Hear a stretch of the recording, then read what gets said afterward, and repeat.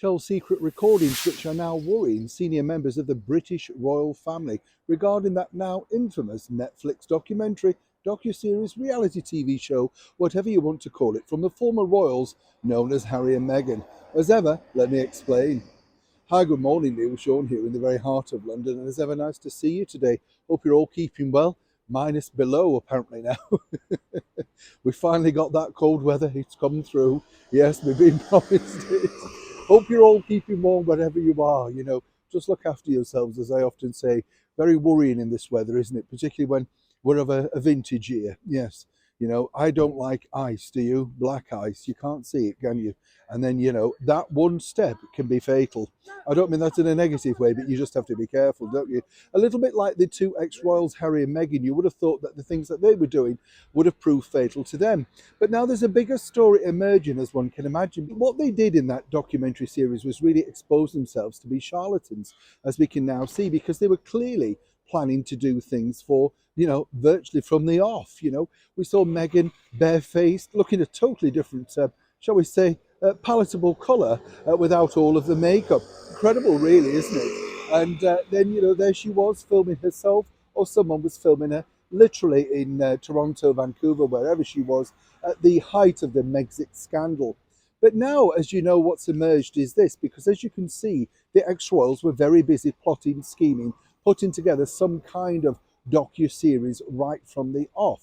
Now, according to a very good source within senior palace circles, they tell me that obviously someone like William and Catherine would never have known or even have thought in that particular direction. And this was at the very early stages of their, friendship, if you like. Meghan, as you know, detailed the fact that when she first met Catherine, she was barefoot and rushed to hug her and found, alluded to the fact that in fact, Catherine wasn't a hugger. Again, confusing, not true, but there you go. But back to the serious point, you see, because according to a good source, there are hours, acres of tapes and footage that Harry and Meghan have recorded over a very lengthy period within palace walls. And as ever, we have to say allegedly. Now, of course, these can't be used publicly without the permission. And you always have to let the person know that you've been recording them or indeed documenting any conversations or meetings that you have. If you're doing it, secretly, obviously.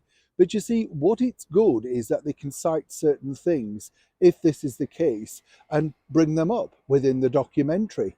And this is where it gets very worrying because, as I say, William and Catherine would have really had no idea, particularly as Catherine would have visited Frogmore Cottage alone, offering advice, friendship, someone strange in a country, perhaps reaching out, opening up, relaxing, as people do. Now, where it gets confusing is, of course, we don't know what is in the next 3 episodes of the Netflix series. But as one person pointed out, a lot of the stuff that was alluded to within that first, 3 episodes could have only come from private conversations. And truly, how could you remember such detail from so long ago if you simply didn't have other ways of revisiting those particular conversations? As ever, when I know more, you'll know more. Neil Sean in the very heart of London.